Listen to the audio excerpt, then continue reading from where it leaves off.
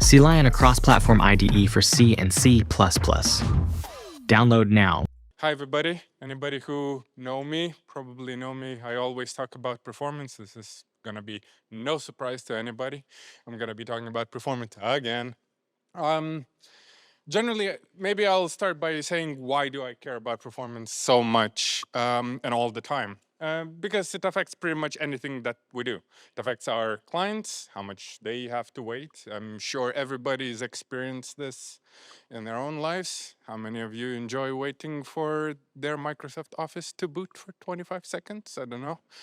Raise your hands if you enjoy that. I don't know if I can find a person here. But most of the time, it always comes down to power requirements, doing more with less. And so that's why performance generally is important to me. So I'm going to talk a little bit about how to maybe better organize your data to maximize performance.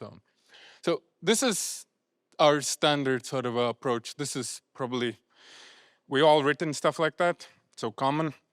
So you have a bunch of members.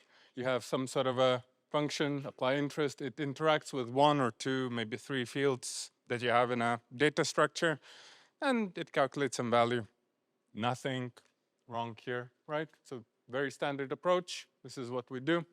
Now, it definitely has very nice sort of a positive effects that it's easy to understand, fits your sort of a mental model. I have this account, I have this chair, I have this thing that has these properties. It's very useful to think about. But the downsides, obviously, that again, it's one thing at a time, mental model, and it's really poor data organization because, surprising to nobody, this is not how hardware is organized, right? This is not what hardware does and how it reads data. And it's difficult to optimize, tends to be slow and clunky at scale, so yeah, not great. So if you do a little bit more with less, sort of a pull into a free function, try to do many at a time. So is it actually better or worse? Well, it's still quite easy to understand because you still have these accounts. It sort of begins to support optimization because you can at least see how these things are going to be transformed over time. There's no implicit state, but still poor data organization persists.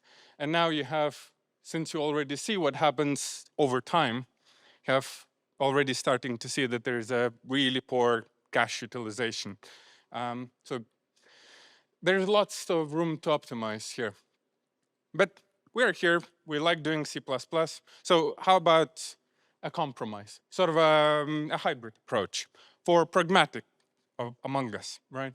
So you pull out the things that need to be transformed together into their own sort of a containers. You put shared state in sort of a vector of shared state, and now you can basically interact with all your data and only touch the data that you're going to be using. So you're using dates, you're using amounts, you're using interest rates, and that can be transformed together. We're not loading any other data into caches. We're not wasting a bunch of cycles for loading and throwing away data. So it does have a decent performance by default. It's easy to change and sort of optimize, has pretty good data organization. There's loads of room for sort of improvement, fairly reasonable API because you can sort of write and abstract a lot of code that doesn't have to be exposed to your clients. But it does involve more sort of implementation details, requires careful data curation. And we can reason about the data, but it takes time. So the takeaways, usually if you look over time in space, where there is one, there will be many. You have a sort of a kiss, so keep it simple, right? But it's sort of with a twist, keep it simple depending on your hardware. And hardware constraints are always a thing. And engineering is definitely fun. So thanks for listening. Cheers.